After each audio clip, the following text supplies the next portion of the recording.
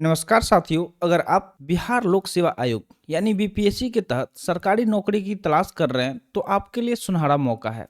हाल ही में बीपीएससी ने assistant engineer के कुल 1024 पदों पर भर्ती के लिए आधिकारिक अधिसूचना जारी की है। तो जो भी अभ्यर्थी इच्छुक हैं 30 अप्रैल 2025 से ऑनलाइन आवेदन कर सकते हैं। तो इस वीडियो में हम आवेदन के प्रक्रिया से लेकर इसकी पात्रता, आयु सीमा, आवेदन शुल्क और चयन प्रक्रिया तक की पूरी जानकारी बताने जा रहे हैं। तो वीडियो को लास्ट तक जरूर देखिएगा। चलिए वीडियो शुरू करते हैं। जल्दी से लाइक कर दीजिए और चैनल पर नए हैं तो जल्दी से चैनल को सब्सक्राइब कर लीजिए। तो सबसे पहले हम बात करेंगे इंपॉर्टेंट डेट्स के बारे में कि यानी कि कौन कौन से डेट्स हैं जो इस फॉर्म को लेकर इंपॉर्टेंट है। तो आवेदन अगर हम बात करें, इसका जो ऑनलाइन आवेदन है वो शुरू कब से होगा, तो 30 अप्रैल 2025 से इसका ऑनलाइन आवेदन शुरू हो जाएगा।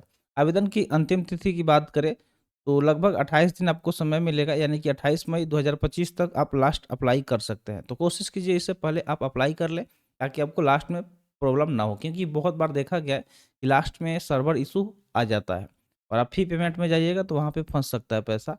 अगर फी भुगतान की बात करें तो इसका अंतिम तिथि भी 28 मई 2025 है, यानी कि लास्ट अगर हम बात करें तो फी कब तक इसका पेमेंट कर सकते हैं, तो 28 मई। उसके बाद अगर आप करेंगे तो आपका फॉर्म एक्सेप्ट नहीं किया जाएगा।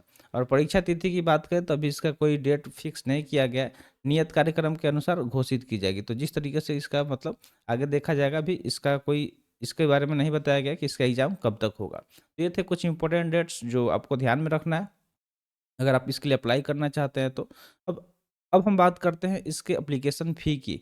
ठीक है, तो इसमें कितना पैसा लगेगा और जब आप इसको अप्लाई करेंगे, तो अगर आप जनरल यानी कि सामान्य कैटेगरी से आते हैं, ओबीसी से आते हैं या अन्य राज्य के उम्मीदवार हैं यानी कि अदर स्टेट के कैंडिडेट हैं, तो आपको पेमेंट करना होगा 750 रुपया। ठीक है, और अगर आप एससी, एसटी और पीएच उम्मीदवार हैं, ठीक है, तो आपको 200 रुपये फ़ी पेमेंट करने होंगे। कितने करने होंगे? 200 रुपये। और वहीं पे अगर बिहार जो भी मतलब बिहार की महिला उम्मीदवार निवासी हैं, तो उसको भी 200 रुपये, यानी कि जो भी फीमेल कैंडिडेट है। कौन? Female candidate.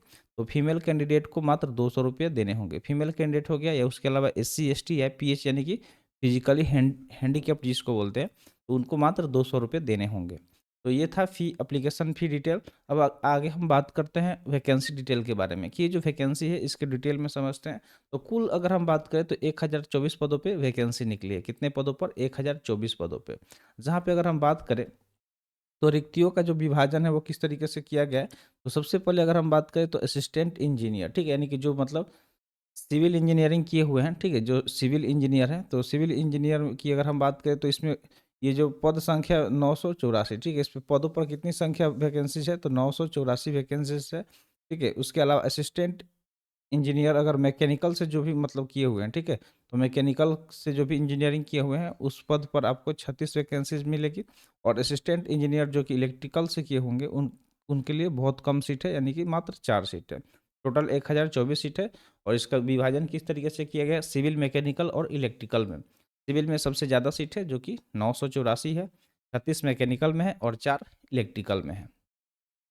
अगर हम एलिजिबिलिटी क्राइटेरिया की बात करें, यानी कि इसके लिए कौन कौन से स्टूडेंट यानी कैंडिडेट जो एलिजिबल हैं, तो उम्मीदवारों के पास संबंधित शाखा में यानी कि बी या बीटेक की डिग्री प्रथम श्रेणी में किसी मान्यता प्राप्त संस्थान से होना आवश्यक है, यानी कि प्रथम श्रेणी का डिग्री होना चाहिए और वो भी किसी मान्यता प्राप्त संस्थान से होना चाहिए, बी और बीटेक का, तभी आप इसके लिए एलिजिबल होंगे।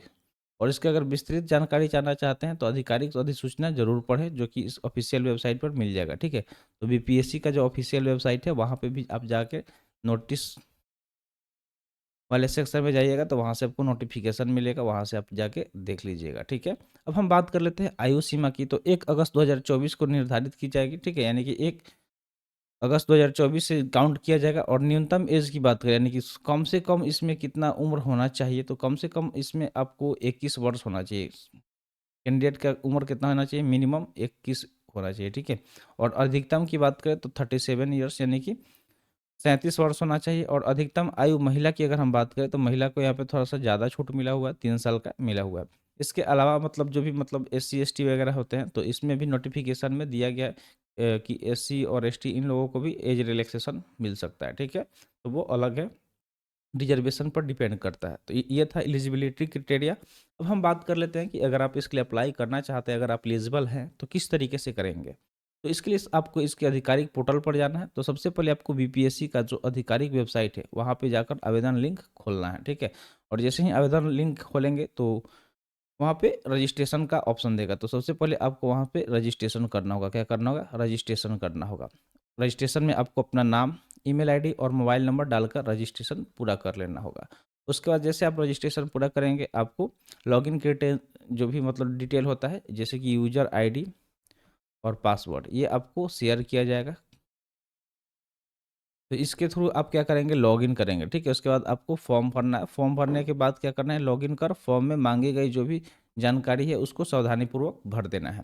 तो जो भी आपका डिटेल है, एजुकेशनल डिटेल हो गया, पर्सनल डिटेल हो गया, कम्युनिकेशन डिटेल हो गया, ठीक है, ये सारी चीज़ें आपको उसमें कंप्लीटली भर देना है और उसको वेरीफाई भी कर लेना है कि उसमें कुछ गलत तो नहीं है। उसके बाद आपको जो भी डॉक्यूमेंट मांगा जाएगा, ठीक है, जो भी आपका डॉक्यूमेंट मांगा जाएगा उस डॉक्यूमेंट को उसमें स्कैन करके अपलोड करना होगा, ठीक है। स्कैन डॉक्यूमेंट को क्या करना होगा? अपलोड करना होगा। उसको आप अपलोड कर दीजिएगा। आपका अपनी फ़ोटो चाहिए, उसका हस्ताक्षर यानी कि सिग्नेचर चाहिए, पहचान पत्र और अन्य आवश्यक दस्तावेज अपलोड करना है।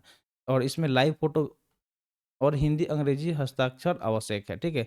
लाइव फ़ोटो भी इसमें लगेगा, ठीक है। लाइव फ़ोटो उसी टाइम खुलेगा और वहीं पे आपको क्लिक करना होगा। उसके अलावा दोनों साइन, ठीक है, हिंदी के साथ-साथ इंग्लिश भी साइन आपको करके अपलोड करना होगा। तो ये सारी चीज़ आपको ध्यान में रखना है। इसके बाद आपको क्या करना है कि जैसे ही ये सारे काम करेंगे उसके बाद आपको पोर्टल पे फ़ी पेमेंट का ऑप्शन दिखेगा, ठीक है। फ़ी पेमेंट का ऑप्शन दिखेगा तो यहाँ पे जाके आपको फ़ी पेमेंट कर देना है। आवेदन शुल्क का भुगतान ऑनलाइन मोड से करें, ठीक है। तो उसमें बहुत सारा ऑप्शन देगा जैसे कि यूपीआई हो गया, डेबिट कार्ड हो गया, नेट बैंकिंग हो गया। तो इसमें से आपके पास जो भी होगा उसके थ्रू आप इसका पेमेंट कर लीजिएगा। आवेदन का पूरा अवलोकन करें। उसके बाद क्या करना है कि एक बार ध्यान से देख लेना है, ठीक है। ध्यानपूर्वक क्या करना है कि उसको एक बार देख लेना है। जो भी चीज़ आप डाले हैं उसमें कोई गलती तो नहीं है, उसमें कुछ छूटा तो नहीं है, उसको ध्यानपूर्वक देख देख लेना है। कभी-कभी टाइपिंग मिस्टेक भी हो जाता है, तो उसको सारी चीज़ को ध्यान से देख लेना है और सबमिट करने से पहले फॉर्म को एक बार अच्छी तरह से चेक कर लें। जो फाइनल सबमिट आएगा, तो उसके पहले आपको क्या करना है, एक बार अच्छे से रीलुक कर लेना है, ठीक है। रीलुक मतलब दोबारा से बढ़िया से उसको देख लेना है, रीचेक कर लेना है। फाइनल सबमिशन और प्रिंट आउट, ठीक है, यानी कि अंतिम सबमिशन के बाद आवेदन फॉर्म का प्रिंट आउट सुरक्षित रखें। और जैसे ही आप जब फाइनल सबमिट करेंगे तो फाइनल सबमिशन के बाद क्या होगा कि आपको एक पीडीएफ मिल जाएगा, ठीक है। पीडीएफ मिल जाएगा, उस पीडीएफ को आप डाउनलोड करके कहीं भी सेव कर लीजिएगा, ठीक है, ताकि आपको फ्यूचर में उसको यूज कर सकें। और यहाँ पे दिया गया है कि अगर आवेदन शुल्क जमा नहीं किया जाता है तो आपका फॉर्म स्वीकार नहीं किया जाएगा।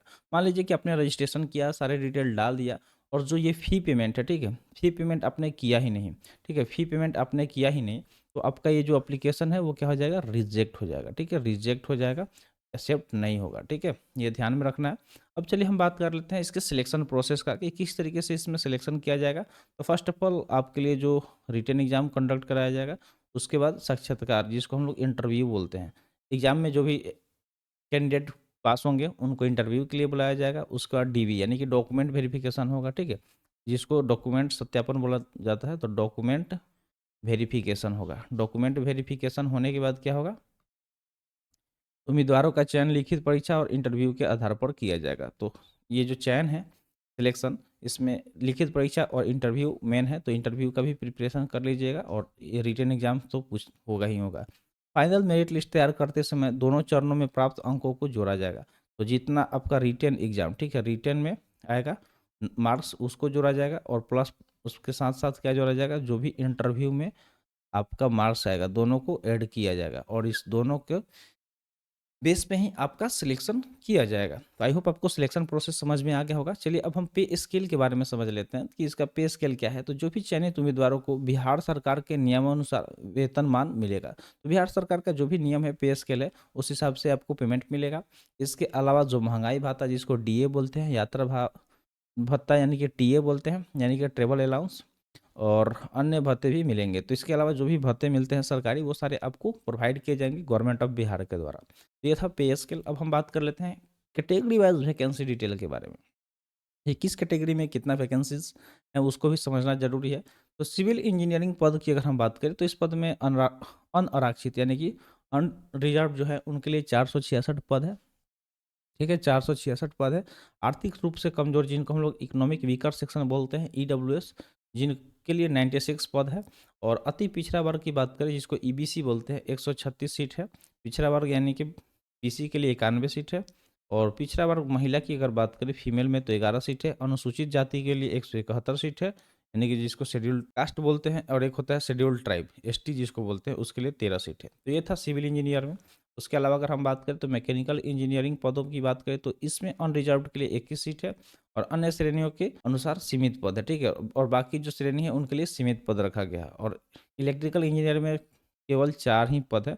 इसको कैटेगरी वाइज करेंगे तो कुछ होगा ही नहीं, तो सिर्फ इसमें 4 ही पद वैकेंसीज है। तो आई होप आपको कैटेगरी वाइज वैकेंसी डिटेल समझ में आ गया होगा। तो अब हम बात कर लेते हैं कुछ महत्वपूर्ण बातों की, यानी ये कुछ महत्वपूर्ण बात जिसको हमें ध्यान में रखना है। तो आवेदन करते समय उस सभी दस्तावेज का सत्यापन कर लें। तो जब आप अप्लाई करते हैं तो उस टाइम जो भी डॉक्यूमेंट है उसका सही से वेरीफाई कर लीजिएगा। लाइव फोटो और हिंदी या अंग्रेजी में हस्ताक्षर अनिवार्य है।